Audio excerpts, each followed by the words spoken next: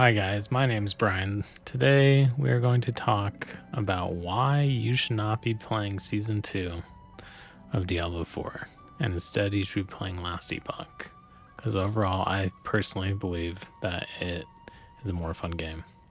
I just completed a Nightmare Dungeon run in Diablo. Yes, I still have it installed. This is all the loot I got from one Nightmare Dungeon. Granted, I wouldn't have picked up probably these sacred items. However, I'm going to have to go through every single one of these ancestral items and look at them to see if they're better than my current gear. Nobody likes to do chores in action RPGs.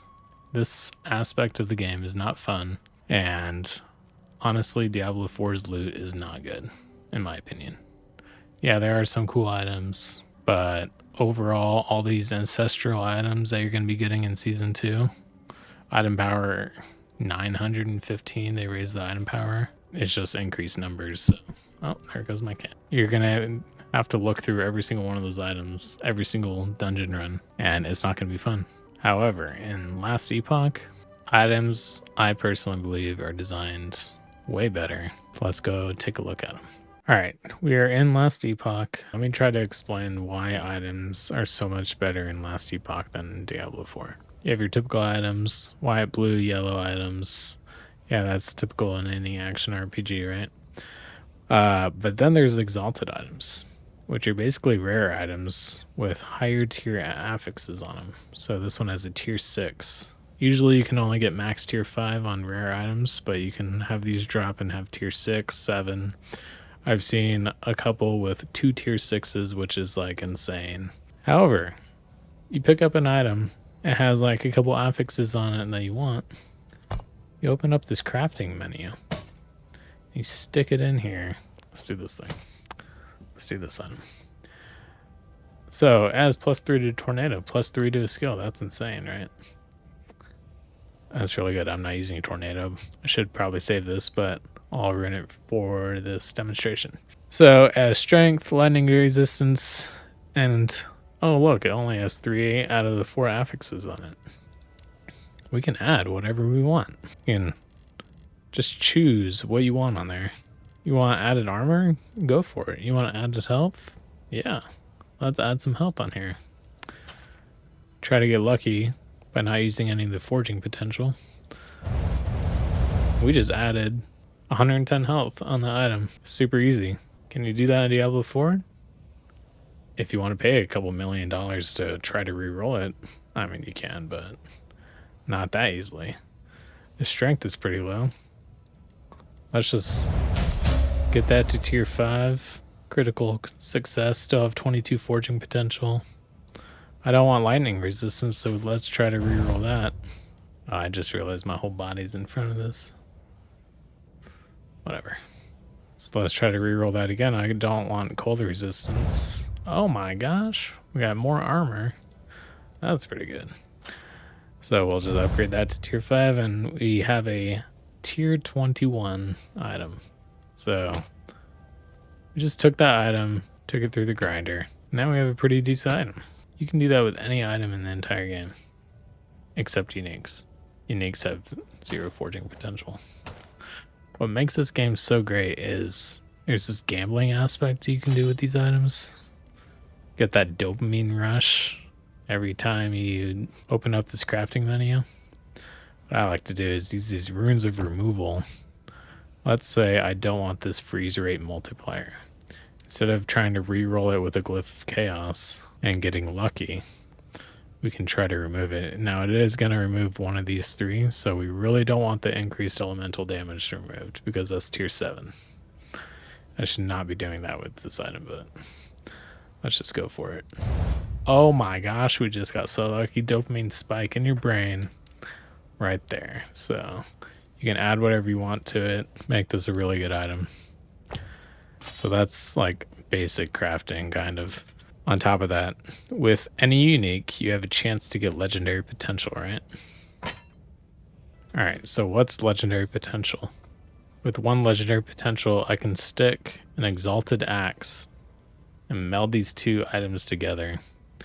And one of the affixes from the exalted axe, the purple axe, I don't have one right here, but let's just pretend this is an axe. I can stick this onto here and put one affix on there, and then it just becomes a better unique item. So there's a lot of item manipulation in this game, and it is so satisfying. Top of that, you want to hoard all your items? Well, go for it, because this game has basically infinite stash tabs. It's not technically infinite. I think the max is like 200. But you can just hoard everything that you want. Right? Look how many stash tabs I have. Top of that, there is a loot filter, which is the best loot filter I've ever seen in any action RPG. You can add any type of rule you want. You want to show a certain affix from any item.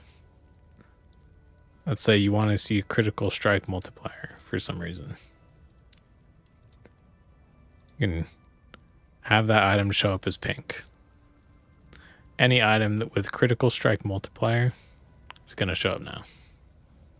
It's insane. You can do all these advanced rules. You can have all of these rules to show just what items you want for your build. So you're not picking up garbage items like these blue items. Like when I drop these on the ground, these don't even show up because why would I want to pick them up? Now you don't even want to pick up garbage loot because the loot is not worth any money in this game, basically. Like $76 for this thing. I have $2.5 million. You basically get your gold from completing maps and doing quests and stuff and finding it on the ground. So there's no reason to pick up extra loot that you don't want, which is great because who wants to go back to town and sell all their crap? Nobody. Now let's talk about skills. Skills in this game are great. Some of them are better than others. I honestly have not done a lot of builds in this game. I've only done like 3. However, each skill has its own skill tree. Each one of these skill trees and each one of these skills changes the skill in like crazy ways. You can do so many different things with builds in this game. So let's talk about this passive skill tree. So when you first start your character, you're going to see this passive skill tree as you level up. You unlock new skills, kind of like Grim Dawn. So this passive skill tree unlocks skills. And then those skills have skill trees. So it's like skill tree on skill tree. It's not just, hey, you unlock this skill and you get 2 options to choose from, like in Diablo. In Diablo, you only have like 2 choices between what you want to do with your skill. It's a tiny little tree on that skill, and that's all you get. And you level up these skills, so as you're playing, it's very satisfying to get more and more points as you use your skills. All right, what about the end game, Brian? Well, the end game is great. I'm just starting it with this character, not even like to the true end game yet. However, the end game, I believe, is kind of like Path of Exile. I haven't really played much of Path of Exile, but basically there's these nodes that you choose. Each one has its own specific reward tied to it. You do those, you increase your stability, you do the boss, you get targeted rewards from the boss, and once you get to the true end game, you can increase the corruption level of these, which makes it harder and harder and harder. And these are all like 1 to 5 minutes, super quick, dopamine each time. Each time you do one, you get a reward at the end. You get to open up this chest right here and stuff pops out right here. It's amazing. Guys, you have to check out this game. Now it is in beta and there are some problems with it. So there are lots of bugs. Multiplayer works most of the time. Sometimes it doesn't, and you just have to like reload. But I've been playing with my friends, and it's pretty decent. There are some bugs with some of the builds I've tried. Like for Rogue example, one of the skills just didn't work. So I had to stop playing that. That was kind of disappointing. It is a beta though, so there's that. They do plan to release in December, but I don't know if they're going to hit that because some classes don't even have all the specializations unlocked yet. So, also, one other thing, the campaign.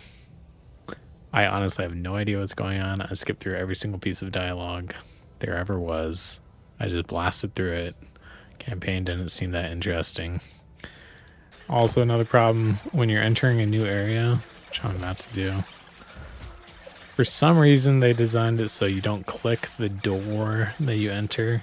If you just walk towards it, you start entering it. And the loading times and the wait to get in are not that great, and they're even worse in multiplayer.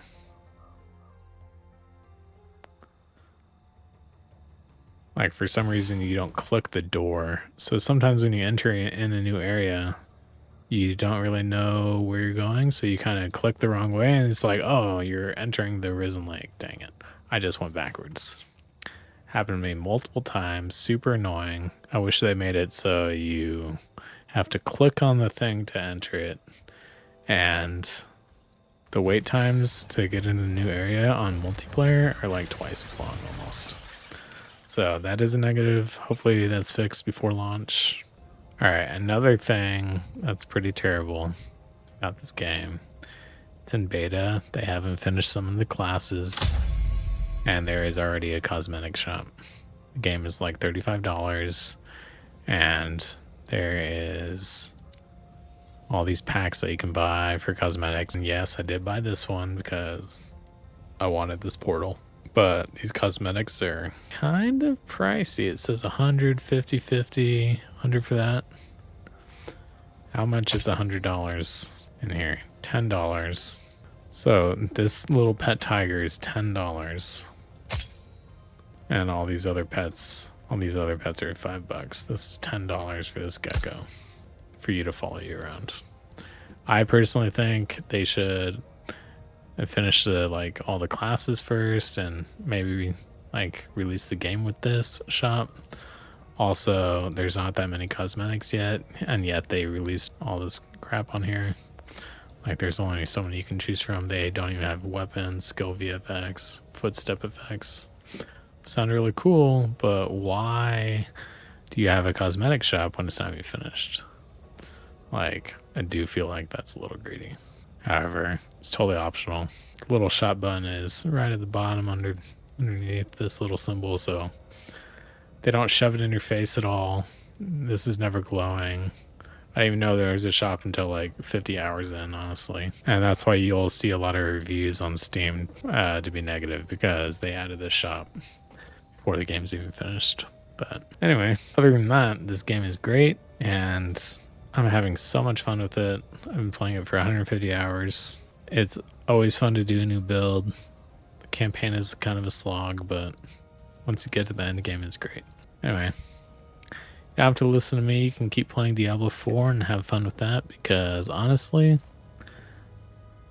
if you don't play this game, then the servers will still be stable. And if everyone comes to this game, then I am a little worried that the servers won't be able to handle it. So I changed my mind. Don't play this game. Stay away from it and just let us enjoy it, alright? Anyway, those are my thoughts, and I hope you have a wonderful day. Okay, bye.